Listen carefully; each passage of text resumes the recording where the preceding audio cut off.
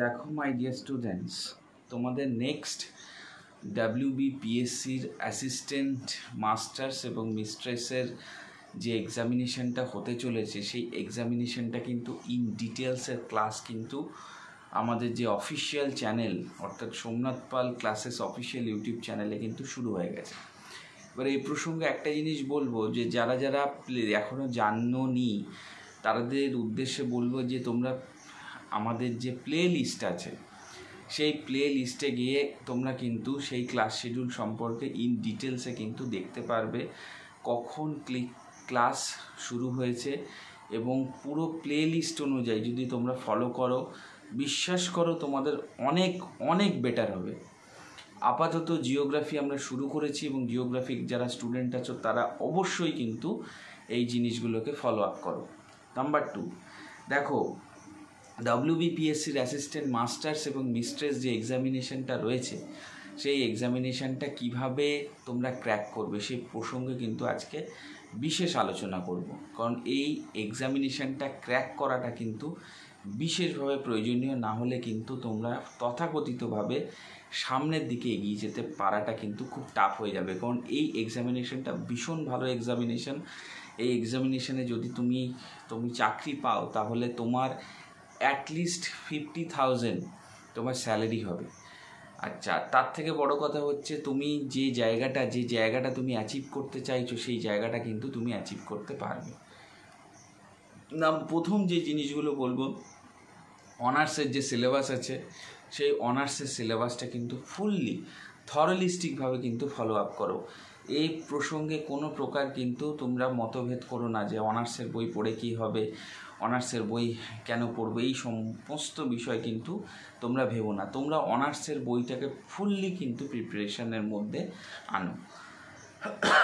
আচ্ছা, আরেকটা জিনিস যে কথাটা বলবো সেটা হচ্ছে তোমরা আরেকটা জিনিস ফলো করবে, নেট সেটের লাস্ট 15 ইয়ার্স, আমি 10 ইয়ার্সের কথা বলছি না, লাস্ট 15 ইয়ার্স নেট এবং সেটের হয়তো 15 ইয়ার্স পাবে না, কিন্তু প্রথম যে সেট এক্সামিনেশনগুলো হয়েছে তার কোশ্চেন প্যাটার্ন তোমরা ইন ডিটেলসে পেয়ে যাবে। সেই সমস্ত কোশ্চেন প্যাটার্নগুলো অবশ্যই করে কিন্তু ফলো আপ করো এবং প্রিপারেশান স্ট্র্যাটেজি বানাও যে কীভাবে প্রিপারেশান নেবে, প্রিপারেশান মোড কেমন হবে। প্রিপারেশান স্ট্র্যাটেজি না বানালে কিন্তু এটা হবে না।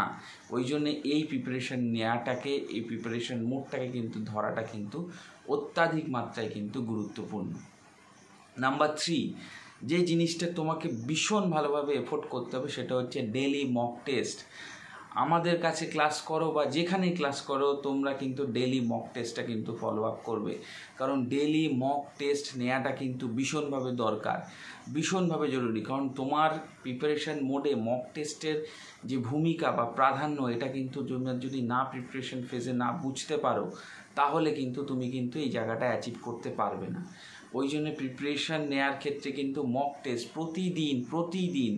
প্রতিদিন কিন্তু মক টেস্ট দেবে, কারণ মক টেস্ট না দিলে পরীক্ষা সম্পর্কে সেই ধারণা কিন্তু থাকে না। ওই জন্য মক টেস্টটা কিন্তু ভীষণভাবে গুরুত্বপূর্ণ। নাম্বার 4, তোমার প্ল্যানিং কীভাবে থরলিস্টিক, টাইম ম্যানেজমেন্ট, অর্থাৎ প্ল্যানিং উইথ টাইম ম্যানেজমেন্ট। আজকে কোন টপিকটা পড়বো, কালকে কোন টপিকটা পড়বো, পরশুদিন কোন টপিকটা পড়বো, এগুলোকে ধীরে ধীরে নিজেকে একটা ডায়েরি বা খাতা পেন নিয়ে সাজাও যে এইভাবে আমি পড়বো, এইভাবে আমার প্রিপারেশান নেওয়াটা কিন্তু ভীষণভাবে দরকার। তাহলে কিন্তু তুমি কিন্তু সঠিক ওয়েতে কিন্তু তুমি যে জায়গাটা অ্যাচিভ করতে চাইছো সেই জায়গাটা কিন্তু পুরো ফুললি অ্যাচিভ করতে পারবে। এই জায়গাটাকে কিন্তু ধরাটা কিন্তু ভীষণভাবে দরকার, না হলে কিন্তু ভীষণ তোমরা সমস্যার সম্মুখীন হবে। স্ট্র্যাটেজি নিতে পারবেন, উপযুক্ত প্রিপারেশান না থাকলে কিন্তু পড়াশুনো করার যে চেষ্টা সেটা কিন্তু থাকবে না। আচ্ছা, আরেকটা জিনিস যেটা বলবো সেটা হচ্ছে তোমার প্রিপারেশান ফেজে চারিদিকের থেকে না তোমার একটা নিজস্ব প্ল্যানিং সেট আপ বানাও যে আমি এই প্ল্যানিংয়ে প্রিপারেশান নেব, আমার এই প্ল্যানিং সেট আপ যদি থাকে আমি কিন্তু সমস্ত কিছু যে কোনো জিনিস কিন্তু বাজিমাত করতে পারবো।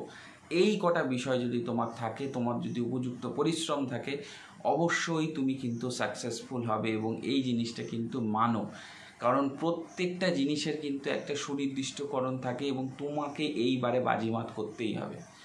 তো যাই হোক, ওভারঅল এই জিনিসগুলোর উপর খুব মন দিয়ে প্রিপারেশান নাও, ভীষণভাবে প্র্যাকটিস করো, অবশ্যই তুমি কিন্তু সাকসেসফুল হবে।